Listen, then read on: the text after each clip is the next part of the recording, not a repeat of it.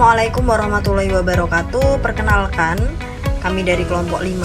Di sini kami membawakan materi yang berjudul Perkembangan Kurikulum PAI di Indonesia. Kami terdiri dari 4 anggota. Yang pertama saya sendiri, Bunga Husnayain. Yang kedua ada Mbak Syifa Ul Qulub. Yang ketiga ada Pak Adi Fauzi Rahmani. Dan yang keempat ada Mbak Siti Mailah. Latar belakang materi ini, kurikulum PAI di Indonesia terus berkembang mengikuti perubahan zaman dan kondisi bangsa.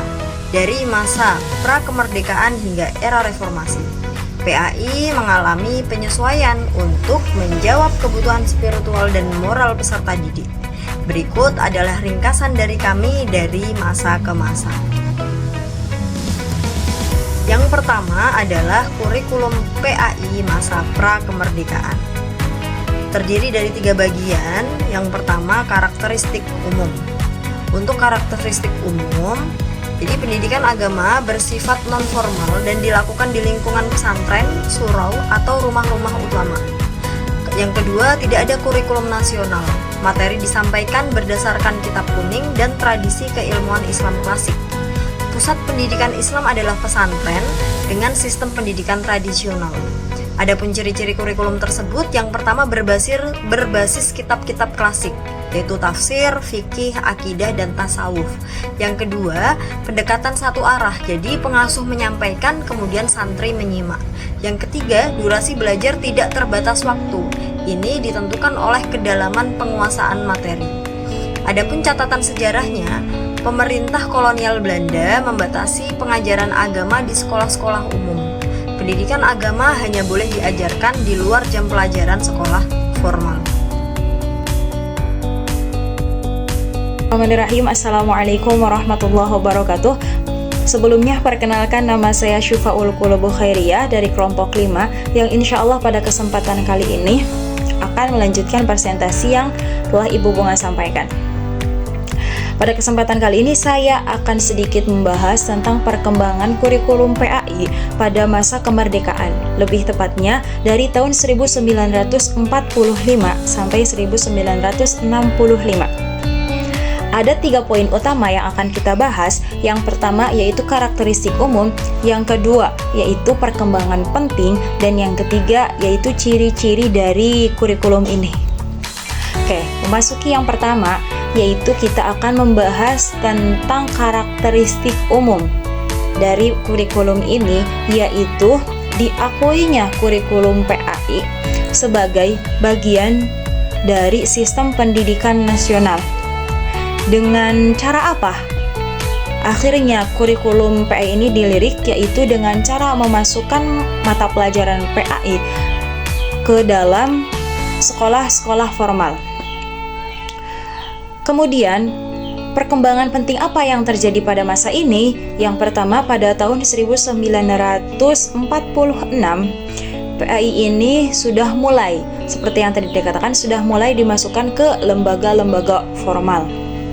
Meskipun pengajarannya masih bersifat fakultatif, artinya tidak diwajibkan, masih bersifat sunnah. Yang kemudian, yaitu pada tahun 1951, yaitu resmi dikeluarkannya peraturan pemerintah nomor 4 pada tahun 1950 tentang pengajaran PAI di sekolah-sekolah formal. Nah, dari sini akhirnya PAI mulai diajarkan secara menyeluruh dan bertahap di sekolah-sekolah formal dalam berbagai jenjang pendidikan, baik dari SD, SMP maupun SMA.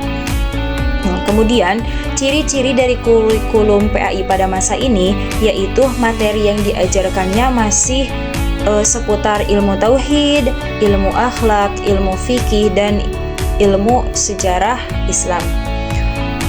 Kemudian, rentang pengajarannya yaitu hanya 1-2 jam dalam 1 minggu. Kemudian, buku ajar dan kurikulum PAI ini masih belum selaras, masih belum seragam, masih belum menyeluruh di seluruh Indonesia. Artinya masih diserahkan kepada guru mata pelajaran dan lembaga sekolah tersebut bebas apa yang mau diajarkan, yang penting terkait PAI. Seperti itu Mungkin cukup sekian dari saya, akan dilanjutkan oleh rekan saya berikutnya. Terima kasih. Wassalamualaikum warahmatullahi wabarakatuh.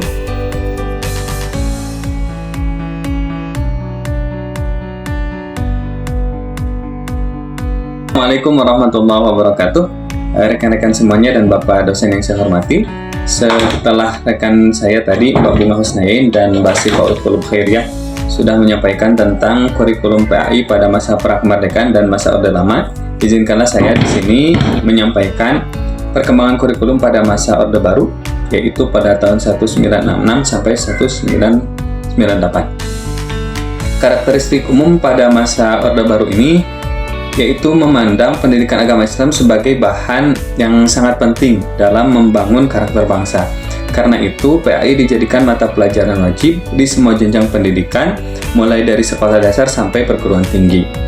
Ada beberapa perkembangan yang terjadi pada masa Orde Baru ini. Yang pertama adalah pada tahun 1975, kurikulum nasional mulai dirumuskan secara resmi, termasuk untuk mata pelajaran pendidikan agama Islam. Kemudian pada tahun 1984 dan 1994, dilakukan revisi kurikulum dengan penekanan pada pembinaan akhlak dan pemahaman dasar terhadap agama. Yang menarik di masa ini, PAI diajarkan secara lebih sistematis dan terstruktur sehingga peserta didik bisa memahami agama Islam secara bertahap sesuai dengan jenjang pendidikan mereka. Adapun ciri-ciri kurikulum pada masa ini, yaitu yang pertama adalah integrasi antara pengetahuan dan nilai-nilai Islam. Materi pembelajaran mencakup pokok-pokok penting seperti Al-Quran, hadis, akidah, akhlak, fikih, dan sejarah kebudayaan Islam. Selain itu, evaluasi pembelajaran mulai diperhatikan lebih serius untuk memastikan bahwa peserta didik benar-benar memahami materi yang diajarkan. Jadi, secara keseluruhan, kurikulum PAI di masa Orde Baru menekankan pentingnya agama dalam membentuk karakter bangsa dengan pendekatan yang lebih sistematis, terstruktur, dan komprehensif. Sekian penjelasan dari saya. Assalamualaikum warahmatullahi wabarakatuh.